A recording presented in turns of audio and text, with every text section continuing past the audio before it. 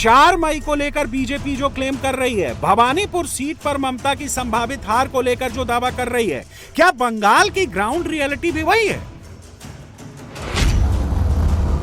2021 में भवानीपुर सीट पर 62.6% वोटिंग हुई थी, लेकिन इस बार भवानीपुर सीट पर 86.74% वोट पड़े हैं। यानी 2021 की तुलना में इस बार सीधे 24% वोटों का इजाफा हुआ है। और यह बढ़ा हुआ वोटर टर्नआउट दीदी के लिए खतरे की घंटी है। गुरुवार रात स्ट्रांग रूम के अंदर बाहर दीदी और उनकी पार्टी के नेताओं का रिएक्शन ही बता रहा था कि भवानीपुर सीट से टीएमसी सुप्रीमो के लिए बहुत बुरी खबर आ सकती है। इस सीट के अलावा 36 सीटें और भी हैं, जिनके रुझान बताएंगे कि 4 मई को मोदी आएंगे या दीदी आएंगी। क्योंकि 4 मई को जब वोटों की गिनती शुरू होगी तो पूरे राज्य में 294 सीटों में से 37 सुपर बेलवेदर सीटों के रुझान देखकर ही पता चल जाएगा कि बंगाल का असली बॉस कौन होगा। सुपर बेलवेदर सीटें वो सीटें हैं जो 1977 से 2021 तक हर बार उसी पार्टी को मिली जिसने अंत में सरकार बनाई। यानी इनका रिकॉर्ड 100% सटीक रहा है। पूरे भारत में इतनी सटीक सीटें किसी राज्य में नहीं है। उदाहरण के तौर पर यूपी में ऐसी सिर्फ 1 सीट है, गुजरात और ओडिशा में ऐसी 5-5 सीटें हैं, जबकि पश्चिम बंगाल में ऐसी 37 सीटें हैं। यानी अगर आप पूरे देश की सुपर बेलवेदर सीटों को भी मिला लें तो भी वो अकेले बंगाल की इन 37 सीटों के करीब नहीं पहुंचती। बंगाल की ये 37 सुपर बेलवेदर सीटें बंगाल की कुल विधानसभा सीटों की लगभग 13% हैं। और ये किसी एक जाति या वर्ग तक सीमित नहीं है। ये सीटें बंगाल के अलग अलग हिस्सों में फैली हैं।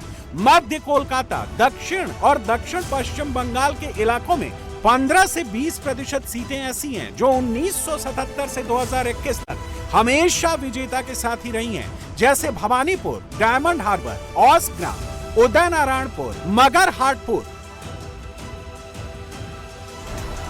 लेकिन इस बार ये ट्रेंड टूटने का खतरा है और इसकी वजह ये है कि दक्षिण, मध्य, उत्तर और पूर्वी बंगाल के कई हिस्सों में बीजेपी पहले के मुकाबले कहीं ज्यादा मजबूत हुई है। और इस बार के चुनाव में इन सभी सीटों पर बढ़ा हुआ वोटिंग पैटर्न क्लियर इंडिकेशन दे रहा है कि 4 मई को सत्ता परिवर्तन हो रहा है। एग्जिट पोल भी उसी तरफ इशारा कर रहे हैं।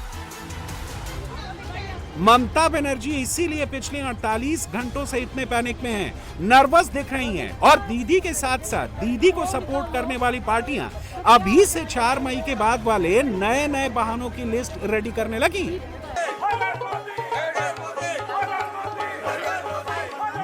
एग्जिट पोल के शुरुआती विश्लेषण से एक बात ये साफ साफ निकलकर सामने आ रही है कि मोदी को हिंदुओं का बम्पर वोट मिला है, दीदी के पास सिर्फ मुसलमान वोट आया है। मुस्लिम वोट अपने पीक लिमिट को क्रॉस कर चुका था।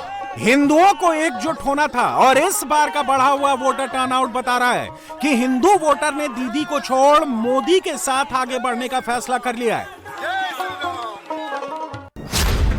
बंगाल चुनाव के फेज 2 में वोटिंग करीब 11.9% बढ़ी है। यानी 2026 में लगभग 9,43,000 ज्यादा वोट पड़े। दोनों फेज मिलाकर करीब 30 लाख से ज्यादा अतिरिक्त वोटिंग हुई है।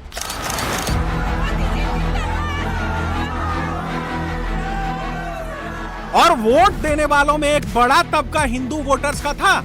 यानी अगर ये कहें कि बंगाल में हिंदू बीजेपी के लिए एक तरफा हो गए, दलित, ओबीसी, एसटी इन सब ने ममता बनर्जी की कुर्सी हिला दी तो गलत नहीं होगा।